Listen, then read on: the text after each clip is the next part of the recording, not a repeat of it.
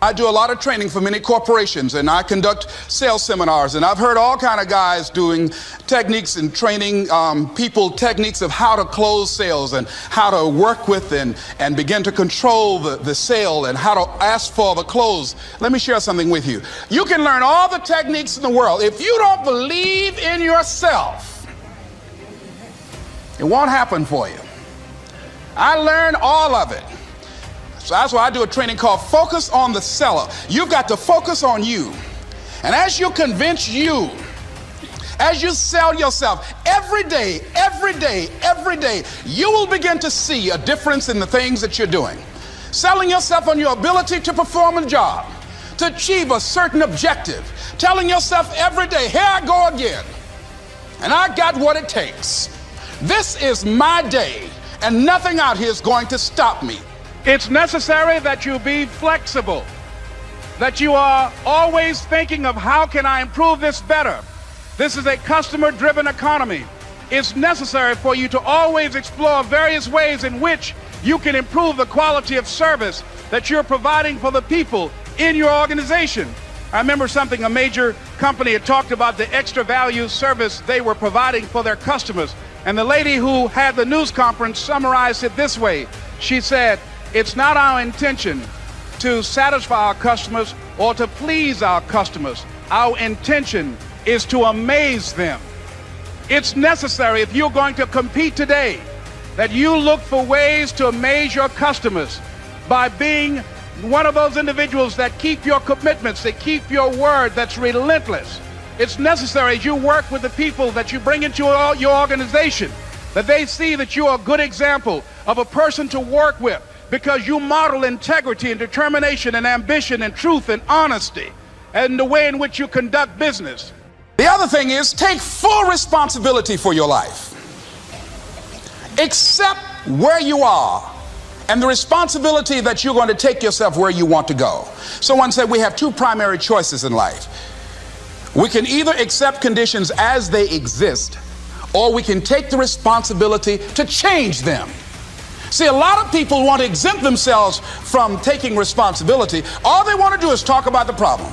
Every time you see them, they'll tell you their story over and over and over and over again.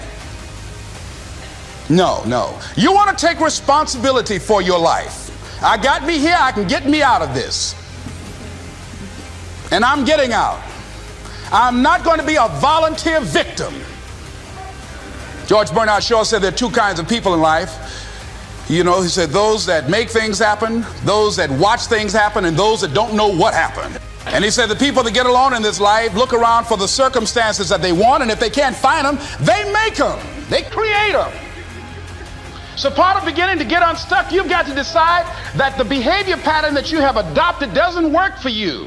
You've got to change your strategies, and changing your strategy means reinventing your life. Recreating you, and you have the power to do that. You can decide that you're going to change, that you're not going to be a wimp. You can decide that you're going to stand up to life. You can decide that I'm going to live each day as if it were my last. You have the power to make that decision. You can decide I'm going to work on myself and develop myself. I'm going to empower me. And all of these things that are happening to me right now, they're just temporary inconveniences. They're not stronger than I am. I'm in charge here.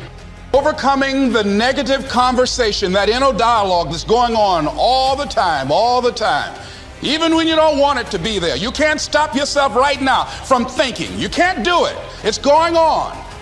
And so learning how to empower yourself, part of doing that is standing up to yourself.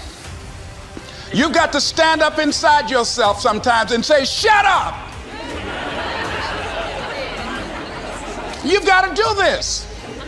I was going to give a presentation, and this voice inside of me saying, you can't do this. You don't have everything it takes. I shut up. I'm behind on my bills, and you're telling me what I can't do. I have got to do it. You'll get scared sometimes. Your mind will go blank on you. Some people you will allow to unnerve you. And you wonder, what's wrong with me? I'm not crazy. That's why you've got to learn to make a conscious, deliberate, determined effort to stand up inside yourself. Working on yourself, watching that inner dialogue, it will determine the quality of your life. Next thing is that you've got to activate the thinker in you. Don't allow your emotions to control you. We are emotional, but you want to begin to discipline your emotion. If you don't discipline and contain your emotions, they will use you. Your mind goes on automatic, just like a guard. You know, I loved reading the book called As a Man Thinketh by James Allen. He uses the analogy of the mind being like a garden. You know, weeds don't have to have any encouragement to grow.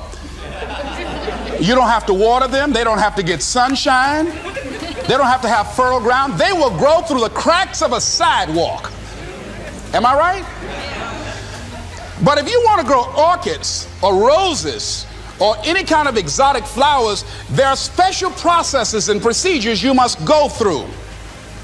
Well, by the same token, you don't have to force yourself or motivate yourself to think negatively, to be depressed, to hate somebody, to want revenge, to want to get back at somebody, to beat yourself up over the head, to feel loaded with guilt. You don't have to make any effort to do that. Your mind is on automatic. It will do that by itself. But if you want to begin to move into your own personal greatness, if you want to begin to really enjoy a happy, successful, healthy life, you've got to be willing to go against the tide. You've got to be willing to harness your will and say, in spite of this, I'm in control here. I'm not going to let this get me down. I'm not going to let this destroy me. I'm coming back, and I'll be stronger and better because of it. You have got to make a declaration that this is what you stand for. You're standing up for your dreams. You're standing up for peace of mind. You're standing up for health. You want it, and you're going to go all out to have it. It's not going to be easy. When you want to change, it's not easy. If it were in fact easy, everybody would do it. But if you're serious, you'll go all out. I don't care how good you are. I don't care how talented you are. I don't care how much you work on yourself. There are some times when things aren't going to go right. They just are not going to go right. There are times when anything that can happen will happen. Murphy's Law will be knocking at your door. Why? I don't know why. That's called life. And you have to deal with it. Sometimes your life will be in a slump, just like sports.